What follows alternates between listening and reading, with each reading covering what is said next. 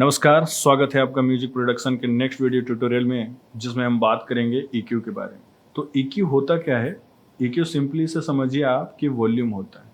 जैसे हम यहाँ पे वॉल्यूम को क्या करते हैं, कम ज़्यादा करते हैं, वैसे ही EQ में करेंगे। लेकिन EQ में हम पूरा ओवरऑल वॉल्यूम को कंट्रोल ना करके क्या करेंगे, कभी हम मान लीजिए बेस को बढ़ाएंगे या फिर कम करेंगे, कभी हाई यानी कि ट्रेबल को बढ़ाएंगे या फिर कम करेंगे। मतलब अगर मैं EQ को समझाना चाहूँ तो ह्यूमन का जो सुनने का रेंज होता है वो क्या होता है 20 हर्ट्ज से लेके आपका 20 किलो हर्ट्ज तक के बीच में। तो इस रेंज में क्या करता है, हम ह्यूमंस क्या करते हैं, किसी भी साउंड को सुनते हैं।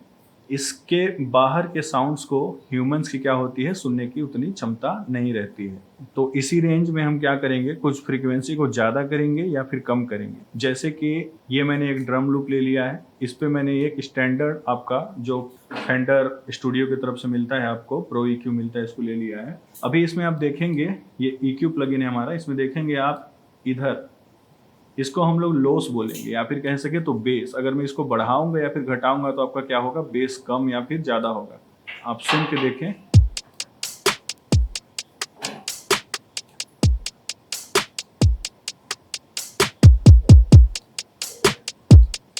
तो अभी मैंने इसमें क्या किया, बेस को जो है वो बढ़ा दिया। अगर मैं इसी बैंड को हाइस की तरफ लेके जाऊं, मतलब इधर लेके जाऊं, तो क्या होगा, आपका ट्रेबल जो है वो कम होगा या फिर ज़्यादा होगा। मतलब आपका आवाज़ का पतलापन बढ़ेगा या फिर ज़्यादा होगा। और अगर इधर लेके जाएंगे तो मोटाई क्या होगा, आपकी आवाज़ का बढ़ेगा। अगर मैं इसको अभी यहाँ पे लेके गया हूँ और ऑन करता हूँ तो आप सुनेंगे साउंड को।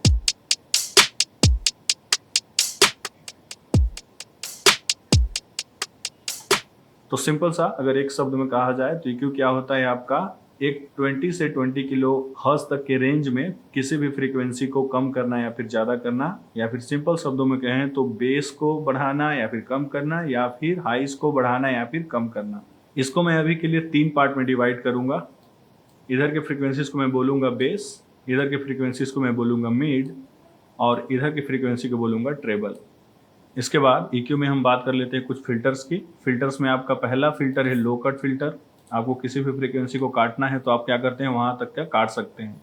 इसको आप अभी देखिए 12 ऑक्टेव पे सेट है, मतलब ये क्या करेगा, फ्रीक्वेंसीज को कट तो कर रहा है आपका 330 हर्ट्ज से नीचे के फ्रीक्वेंसीज को, लेकिन क्या कर रहा है, पूरी तरह से कट नहीं करेगा। क्यों? क्योंकि ये कर्व जो है आपका अभी एकदम स्टीप नहीं है। अगर ये कर्व आपका 6 पे है तो क्या करेगा, बहुत स्मूथ कट करेगा। लेकिन अगर 48 पे है तो क्या करेगा, बहुत ज़्यादा कट करेगा। मतलब कि समझ लीजिए कि 313 से लेके जो भी नीचे की फ्रीक्वेंसी है उसको क्या करेगा, एक तरह से कहें तो पूरी तरह से कट करेगा।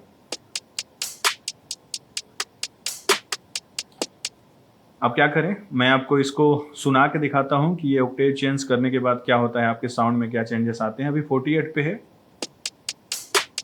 फ्रीक्वेंसी को मैं चेंज नहीं करूँगा, 263 पे है, तो साउंड आपको कैसा आ रहा है, ऐसा साउंड आ रहा है।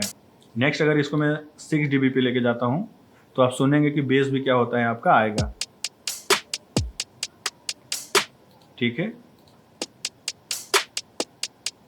तो ये होता है आपका लो कट। ऐसे ही आपका क्या है, नेक्स्ट फिल्टर जो है वो हाई कट है। इसमें भी सेम, आप चाहें तो हाइस को क्या करेंगे, कट करेंगे। ठीक है, इसमें भी आपका वही है, ऑक्टेव अगर चेंज करें तो आपका क्या होगा, अगर ये ज़्यादा रहेगा तो पूरी तरीके से कट करेगा, कम रहेगा तो कम कट करेगा। नेक्स्ट इसी में एक फ़िल्टर आता है सेल्फ। अगर मैं यहाँ पे आप देखें, ये मैंने बढ़ा दिया, यहाँ पे लिखा है सेल्फ 6 dB। ये सेल्फ फिल्टर है। इसे क्या करेगा, ये फ्रीक्वेंसी को अगर आप लेके जाएंगे तो क्या करेगा, बढ़ाएगा या फिर कम करेगा। लेकिन याद रखिएगा, सेल्फ फिल्टर क्या करता है, आपका पूरी फ्रीक्वेंसी को, जैसा कि आपका लो कट था या फिर हाई कट था, उस तरीके से पूरी तरीके से कट नहीं करेगा। इसको सिंपली क्या करेगा कि डाउन करेगा।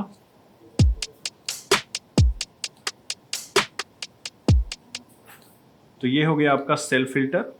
नेक्स्ट चीज़ है आपका बेल फिल्टर या फिर पीकिंग कह सकते हैं। जैसे कि यहाँ पे है ये आपका बैंड, यहाँ पे देखेंगे, इसको मैं यहाँ से भी चेंज कर सकता हूँ। इसको मैंने बढ़ाया। जब आपको कोई फ्रीक्वेंसी को बूस्ट करना रहता है या कम करना रहता है तो हम लोग क्या करते हैं, पीकिंग या फिर ये बेल फिल्टर का यूज़ करते हैं। बेल फिल्टर क्यों कहते हैं इसको, क्योंकि एक बेल टाइप का आप देख सकते हैं, यहाँ पे शेप आपको मिल रहा है देखने को।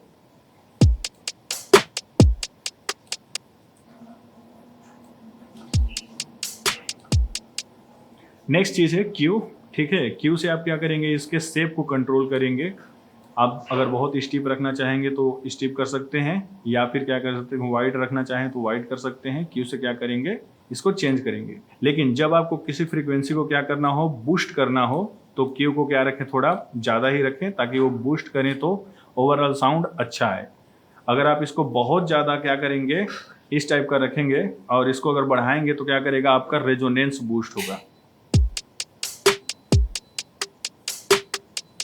आप सुन सकते हैं एक अलग टाइप का टुंग टुंग साउंड आ रहा है, वो क्या कर रहा है, आपके ओवरऑल ये जो लूप है उसके साउंड को बिगाड़ रहा है। तो इस चीज़ से बचे। इस चीज़ का यूज़ तब करें, इस टाइप के कर्व का, जब आपको कुछ कट करना हो। जैसे ये फ्रीक्वेंसी को मैं कट करता हूँ तो साउंड क्या होगा, मेरा ठीक ही आएगा।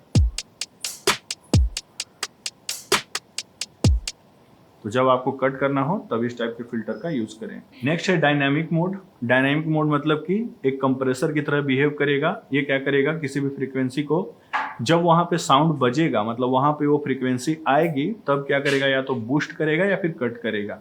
ठीक है, इसको आप चाहें तो यहाँ से सेट कर सकते हैं। यहाँ पे आप देख सकते हैं कि कुछ क्या हो रहा है, अभी गेन रिडक्शन शो हो रहा है, लेकिन आपका क्या हो रहा है, वहां पे हमको दिखाई नहीं दे रहा है। वो इसलिए क्योंकि हमने अभी रेंज को सेट नहीं किया है। तो आप चाहें तो रेंज को कर लें।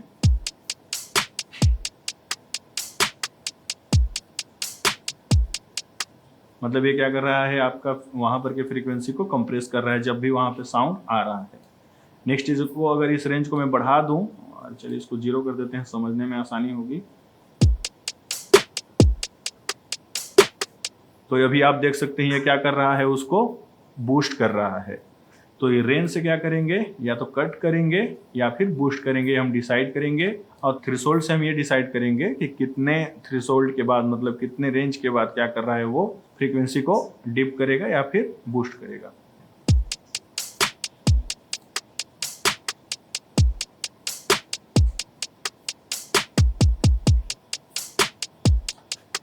तो ये हो गया आपका कॉमन EQ और EQ के फिल्टर्स। इसी में बेस्ट फ्री प्लगइन मैं आपको बता देता हूँ। एक है आपका G-Sonic EQ। इसको क्या करें, आप सर्च करेंगे ऑनलाइन G-Sonic EQ Pro, तो आपको मिल जाएगा। इसको डाउनलोड कर लें, बहुत अच्छा EQ है। इसमें कुछ चीज़ें हैं, जैसे कि अभी हम लोग जो वर्क कर रहे थे वो स्टैंडर्ड मोड में वर्क कर रहे थे। इसमें एक चीज़ होता है लीनियर फेज।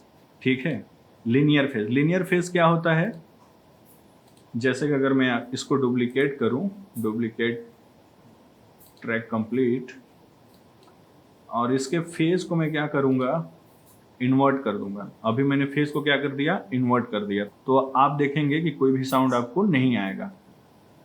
देखिए साउंड यहाँ पे आ रहा है, लेकिन कोई भी साउंड हमको कानों में सुनाई नहीं दे रहा है। तो ये क्या हो रहा है, अगर मैं इसको दिखाऊं आपको जूम करके, तो आप देख पाएंगे।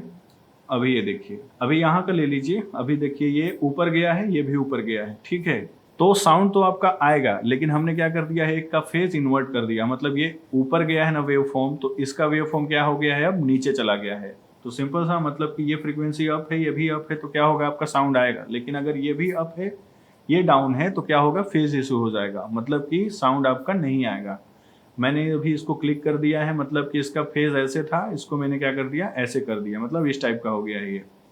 इस कारण से आपको साउंड नहीं आ रहा है। तो EQ जब आप लगाते हैं तो वही चीज़ क्या होता है, आपको इस फिल्टर के कारण जो है वो हमको आता है। मतलब कि आप जो ये डिजिटल फिल्टर अप्लाई करते हैं ना, तो सेम चीज़ आपको क्या होता है, फेज जो है वो चेंज होता है। मतलब कि अगर आपका वेव फॉर्म ऊपर की तरफ था तो वो नीचे की तरफ स्मॉल अमाउंट में आएगा, बहुत ज़्यादा अमाउंट में नहीं आएगा। ये इस डिजिटल मोड के कारण आता है। लेकिन अगर जब हम जाते हैं लीनियर फेज मोड में, तो क्या होगा, ये फेज इशू जो आ रहा था वो फेज इशू आपको देखने को नहीं मिलेगा।